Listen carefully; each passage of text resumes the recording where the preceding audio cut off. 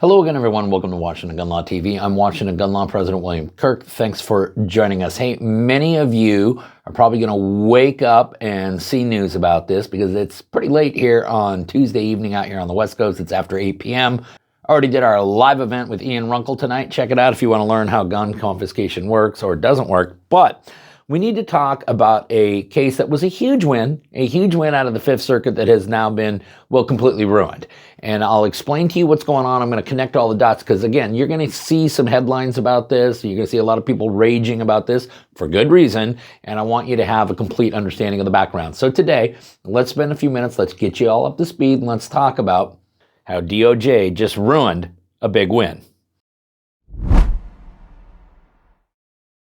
Okay, America, we have talked about this case before. It was a huge win, but now it's been completely soured, ruined, if you would, by the Department of Justice, who I think played a little intellectually dishonest here.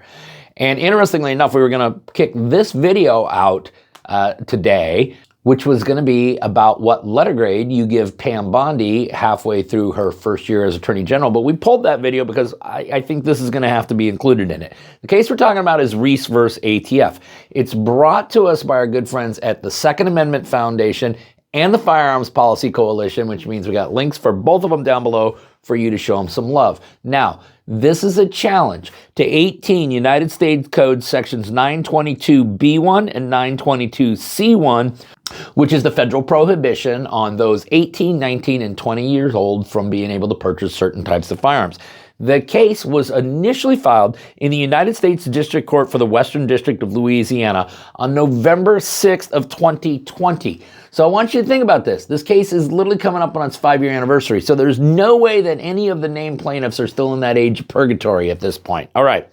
The lower court, the Western District of Louisiana Lafayette Division, actually upheld this law. It was then appealed to the Fifth Circuit. The case was argued before a 3-judge panel on September 23rd, 2023. But a ruling was not issued until January 30th of 2025, thus assuring not only that all the named plaintiffs are no longer in that age of purgatory, but some of them are now nearing retirement. The Fifth Circuit, however, reversed the lower court and actually found the law unconstitutional. A huge win, but now we get to something that we always talk about, which is the remedies, right? Because if you don't have remedies, you don't really have a lawsuit. So what is the remedy here? Well, I guess that would depend on whether or not this was an as-applied challenge, to the named plaintiffs, or a facial challenge. Which one was it? Well, when I go to the plaintiff's complaint, page 6, footnote 1, we see the following.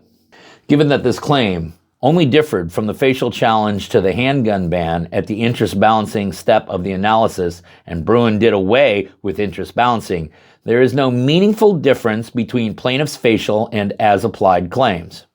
Okay, so the plaintiffs were making a facial challenge to the statute, which means there is nobody that this law could actually constitutionally be applied to.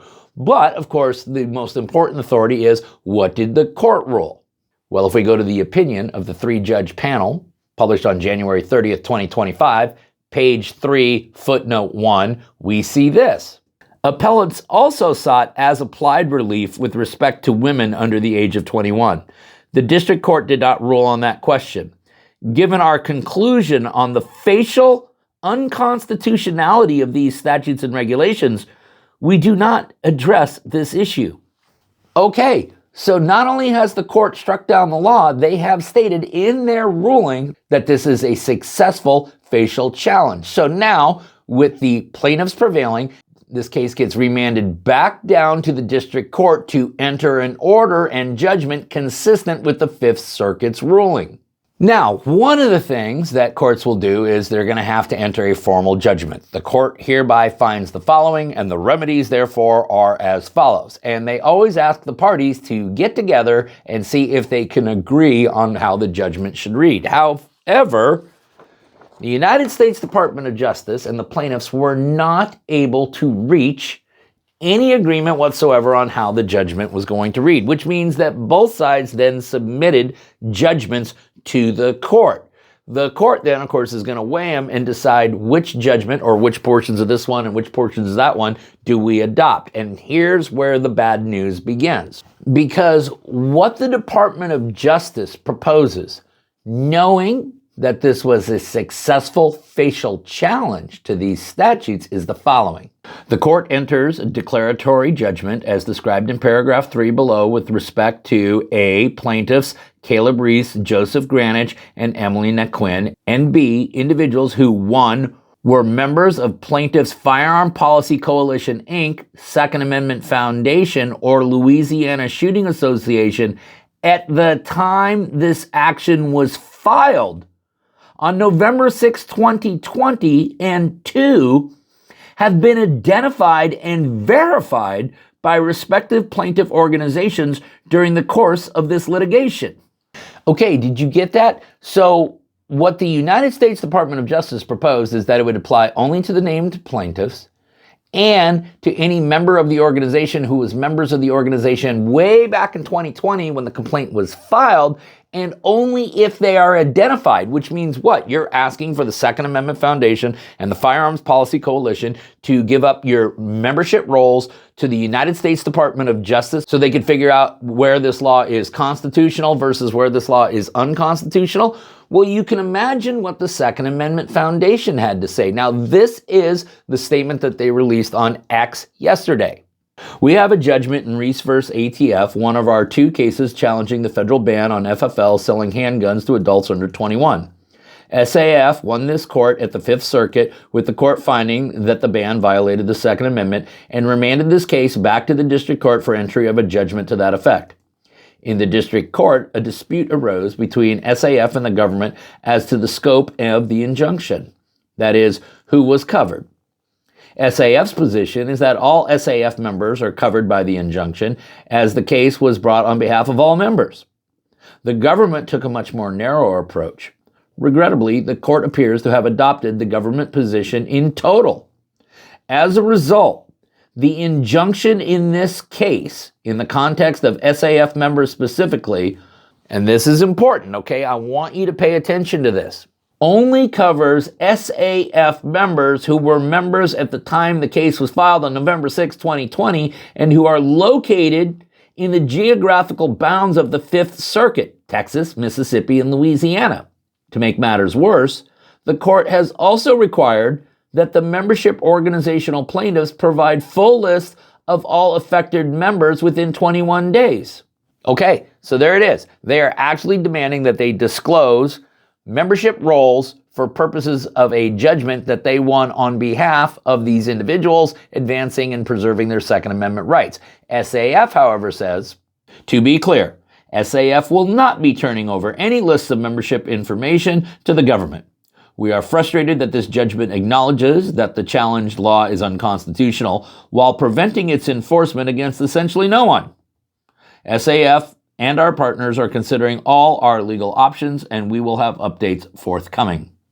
So stay tuned for details. FPC has, of course, made a very similar statement that no way on God's green earth are they going to be turning over any membership data to the United States Department of Justice or to the court. They are taking exactly the same position that SAF has taken, and candidly, they should be, because it is the correct position.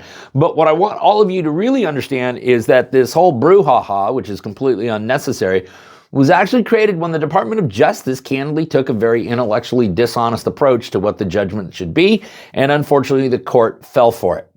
Obviously, this is not the end of it. We're going to have more. We will keep you updated when we have updates. The case, once again, is Reese versus ATF. We'll link up everything down below so that you can geek out on it for yourself. Don't have to take our word for it. Now listen, if you got any questions about this or anything else related to what's left of our Second Amendment rights, you guys should know how to get a hold of Washington gun law by now, but if you don't, that's okay. That information is down there in the description box. If you got an idea for a video we should be doing around here, you click on that link right there and you let us know. If you want to subscribe to the monthly newsletter, that information is down there in the description box. And then finally, and most importantly, let's everyone remember that part of being the lawful and responsible gun owner, like we talk about all the time here, is to know what the law is in every situation, how it applies to you in any instance that you may find yourself. Until next time, thanks for watching and stay safe. Okay, let's remember, like always, all the research we did for today's video was done where? That's right, at GroundNews. Why is that? Well, I like to get treated like an adult, and I bet you do too. And when you have a platform that's going to scour over 50,000 independent news sources and give you a biased distribution breakdown, let you know how the headlines are being manipulated, oh my gosh, it actually allows you to make up your own mind. Check out the blind spot. This will show you stories that are being disproportionately reported by one side of the political spectrum or the other. And right now, you can get every feature that GroundNews has to offer through a Vantage Plan at 40% off. And all you got to do is go to ground.news/Washington or scan this QR code right here. Listen, if you're finally ready to break free from media manipulation, visit my friends today at ground.news/Washington.